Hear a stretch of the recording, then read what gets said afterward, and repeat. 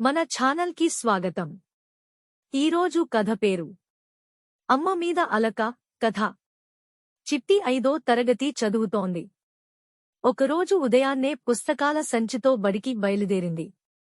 కాని బడికి కాకుండా నేరుగా ఊరి పక్కన ఉన్న అడవిలోకి వెళ్ళింది.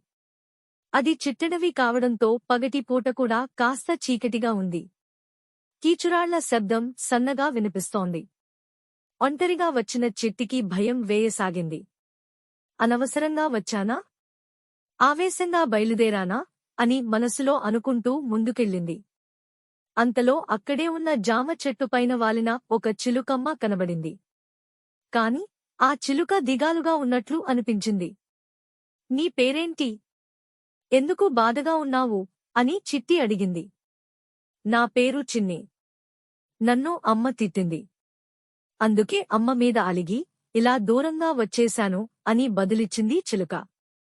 చిన్ని చెప్పిన మాటలు విన్న చిట్టి ఆశ్చర్యపోతూ అమ్మ మీద అలకెందుకు అని మళ్లీ అడిగింది. ఏముంది? అమ్మకు చెప్పకుండా ఎక్కడికి వెళ్లవద్దట. ఎక్కడికైనా వెళితే చీకటి పడకముందే గూటికి చేరుకోవాలట. మిత్రులను పెంచుకో, శత్రువులను తగ్గించుకోమంటోంది. రెక్కలొచ్చిన పక్షిని నేను. నా పేరు చిన్ని కావచ్చు, కాని నేనేం చిన్న పిల్లను కాదు కదా. అమ్మకు చాదస్తం పెరిగిపోయింది. చెప్పిందే పదే పదే చెబుతుంటే ఎలా? అందుకే అమ్మ మీద కోపంతో దూరంగా వచ్చేశాను అని వివరించింది చిన్ని. మరి నువ్వెందుకు దిగులుగా ఉన్నావు? ఒంటరిగా అడవిలోకి ఎందుకు వచ్చావు? అని చిట్టిని అడిగింది చిన్ని. నా పేరు చిట్టి. నేను కూడా నీలాగే అమ్మ మీద అలకతో ఇలా దూరంగా వచ్చేశాను అని చెప్పింది. నీకెందుకు అలక? అని చిన్ని తిరిగి ప్రశ్నించడంతో మా అమ్మది కూడా చాదస్తమే. నాకు ఆటలంటే ఇష్టం. ఎక్కువ ఆటలు ఆడొద్దని, చదువు మీద కూడా శ్రద్ధ పెట్టమని పదే పదే చెబుతోంది. నాకు కోపం వచ్చేసింది. బడికి వెళ్తున్నానని అమ్మతో అబద్ధం చెప్పి ఇలా చిట్టడవికి వచ్చేశాను అంది. భలేగా చేశావ్, చిట్టిని మెచ్చుకోలుగా చూస్తూ అంది చిన్ని. చిన్ని, నాకు ఆకలిగా ఉంది. బడిలో అయితే మధ్యాహ్న భోజనం పెడతారు. కాని ఇక్కడ నా కడుపు నిండేదెలా? అని పొట్ట పట్టుకుంటూ అడిగింది చిట్టి. పోనీ ఇంటికి వెళ్ళు, అమ్మ అన్నం పెడుతుంది సలహా ఇచ్చినట్టుగా అంది చిన్ని. అమ్మ మీద అలక ఇంకా తగ్గలేదు. ఇక ఎలా వెళ్లను? కాస్త కోపంగా చెప్పింది చిట్టి. కోపం వద్దు. ఈ చెట్టు మీద ఒక్క జామ పండు కూడా లేదు. నాకా మరో చెట్టు మీదకు వెళ్లి పండు తెచ్చిపెట్టే ఓపికా లేదు. నాకు కూడా ఆకలి వేస్తోంది అని చిన్ని కూడా దీనంగా అనడంతో చిట్టి బాధపడింది. చుట్టుపక్కల చూసినా ఏమీ కనబడకపోవడంతో తనలో నిరాశ ఎక్కువైంది. చీకటి కూడా పెరగసాగింది. చిన్ని, చీకటి ఎక్కువైంది. నాలో భయం కూడా రెట్టింపైంది. ఇప్పుడెలా? అంది చిట్టి భయంగా. చిట్టి, ఈ చీకటి మాకు అలవాటే. ఇప్పటికైనా అమ్మ మీద అలక తగ్గించుకుని ఇంటికి వెళ్ళు అంది చిన్ని. అబ్బా, తగ్గేదేలే. తోడుగా నువ్వున్నావు కదా. చీకటి నన్నేమీ చేయలేదులే అంటూ లేని ధైర్యం తెచ్చుకుంది చిట్టి. అంతలోనే చిన్ని, నీకోసం జామపళ్ళు తెచ్చాను.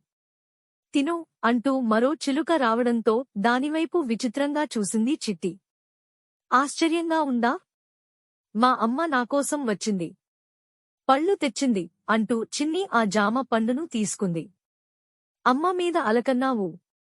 అంతా అబద్ధమా? మళ్ళీ ఆశ్చర్యపోతూ అడిగింది చిట్టి. అదేం లేదు చిట్టి. ఉదయం నేను మీ పెరట్లో చెట్టు మీద వాలాను.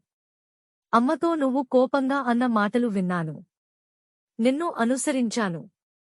అసలు కారణం తెలుసుకోవాలని నాకు అమ్మ మీద కోపం వచ్చిందని నటించాను. చూశావా? బిడ్డ ఆకలి అమ్మకే తెలుస్తుంది.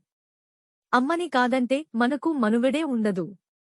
అడగకముందే అన్నీ తెచ్చిపెట్టే అమ్మలకు మనం చేసే పని నచ్చకపోతే తిట్టే హక్కు కూడా ఉంటుంది. ఇప్పటికైనా తెలుసుకో అంది. ఆ మాటలతో చిట్టికి అమ్మ విలువ తెలిసొచ్చింది. అవును చిన్ని. చిన్ని, నేను తప్పు చేశాను. ఇంటికి ఒంటరిగా వెళ్లలేను.